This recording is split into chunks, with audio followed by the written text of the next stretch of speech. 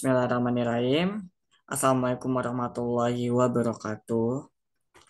Perkenalkan, kami dari kelompok satu ingin mempresentasikan mengenai studi kelayakan bisnis, penilaian aspek-aspek hukum, ekonomi, dan lingkungan pada kue balok lumer Bang Jo. Untuk kelompoknya sendiri ada saya pribadi, Abdul Zaki Syifa, ada Arifuddin Bolikoda, Imelda Putria, Sananda Arlia, Fauzi Artianti, Vivian Dwi Valentina. Namun pada saat ini hanya kami bertiga yang bertugas untuk mempresentasikan uh, mengenai pada balok kue balok lumer Bang Jo. Nah, mungkin kalian bingung ya, apa itu kue balok lumer Bang Jo? Sebagian mungkin tidak asing dan sebagian lagi mungkin asing. Apa kue balok lumer? Seperti ada di gambar yang ada di slide, itulah contoh dari kue lumer balok gitu. Untuk kue balok lumer sendiri adalah jajanan khas Bandung yang berbentuk kotak persegi panjang dengan tekstur yang padat dan lembut dan di dalamnya berisi coklat yang lumer ketika dipotong atau dimakan. Untuk kelebihannya lumer sendiri mungkin rasanya begitu enak gitu, apalagi khusus untuk anak-anak yang menyukai pecinta coklat. Lumer di lidah, harganya terjangkau gitu. Artinya semua pun bisa membelinya gitu karena terjangkau ya kalau punya duit. Kemudian cocok untuk semua kalangan. Oke, kita lanjut.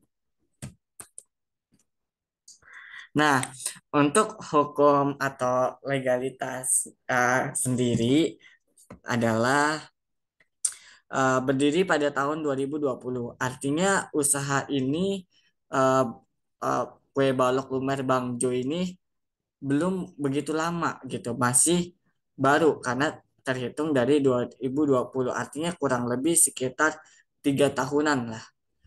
Kemudian belum mempunyai cabang dan hanya dikelola sendiri. Jadi dia hanya mengelola uh, usahanya sendiri gitu dan belum mempunyai cabang di mana-mana.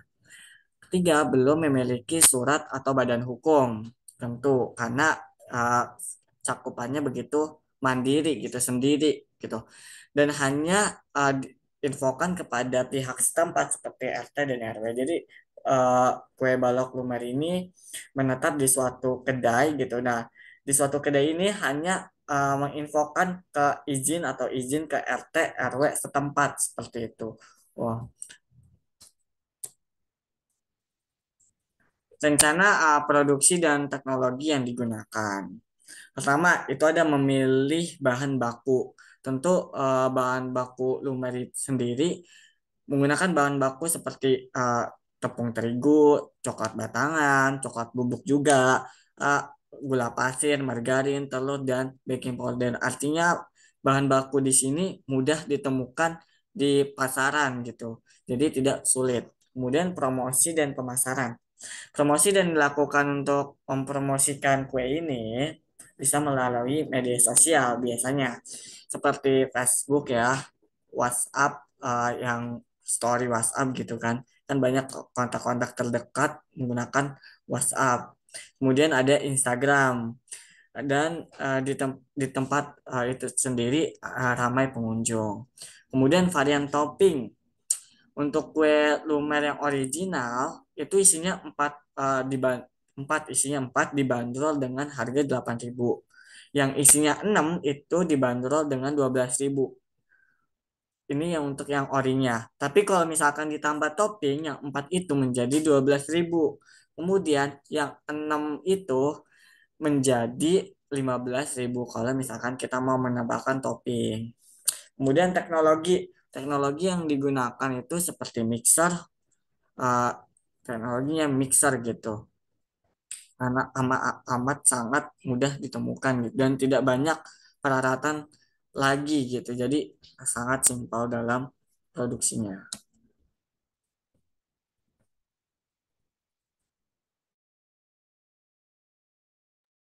Selanjutnya ada cara membuat kue balok lumer. Yang pertama, lelehkan coklat batangan dan margarin. Yang kedua, ayak coklat bubuk, baking powder, dan tepung terigu kemudian sisihkan. Yang ketiga, kocok telur hingga mengembang, kemudian campurkan gula pasir, sedikit garam, dan baking powder. Tambahkan air lalu mixer dengan kecepatan rendah hingga semua bahan tercampur merata. Yang keempat, tuangkan adonan coklat batang dan margarin yang sudah dilelehkan di awal. Kelima, kemudian mixer kembali hingga semua bahan tercampur merata.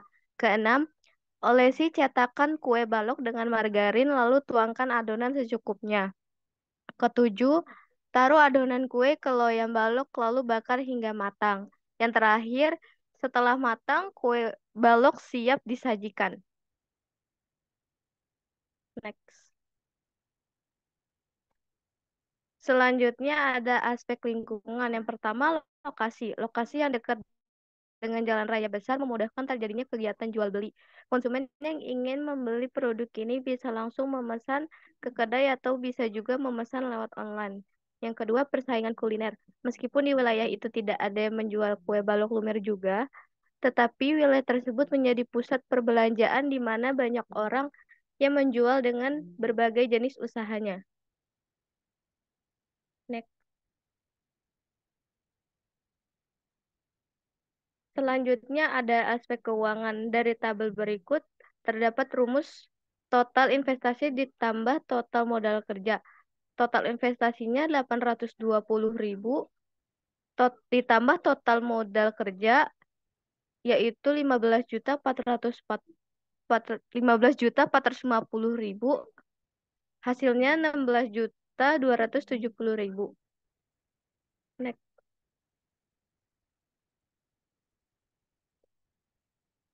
Selanjutnya ada tabel neraca. Dari tabel berikut dihasilkan jumlah aktivanya 2.320.000, jumlah pasifanya juga seharga 2.320.000. Next. Selanjutnya ada perkiraan laba rugi, di mana pendapatan bersih 1 tahun senilai 7.250.000, harga pokok penjualan 3.340.000, laba kotor 3.910.000, biaya 5.150.000, laba operasional 3.290.000, laba sebelum pajak 3.290.000, pajak Rp16.450, dan laba bersih Rp7.250.000.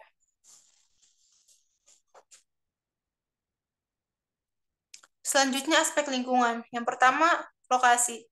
Dekat dengan jalan raya besar memudahkan terjadinya kegiatan jual beli.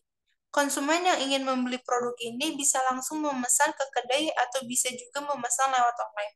Yang kedua, berdirinya kedai dekat dengan lingkungan masyarakat, bahkan lingkungan sekolah, sehingga dapat memperluas pasar. Dan yang terakhir, meskipun memiliki lokasi yang strategis, aspek lingkungan ini juga memiliki persaingan.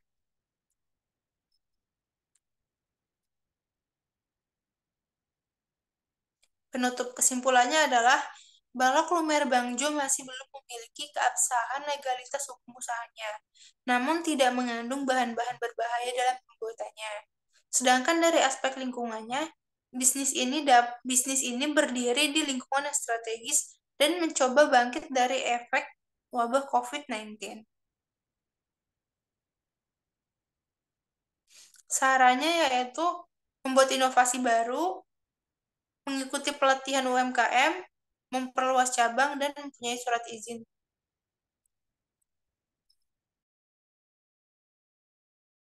Sekian presentasi yang bisa kami berikan. Uh, Kurang lebihnya mohon maaf karena mungkin ada salah penulisan atau bagaimana salah tutur dan kata. Kami mohon maaf. Billahi taufik wal hidayah. Assalamualaikum warahmatullahi wabarakatuh.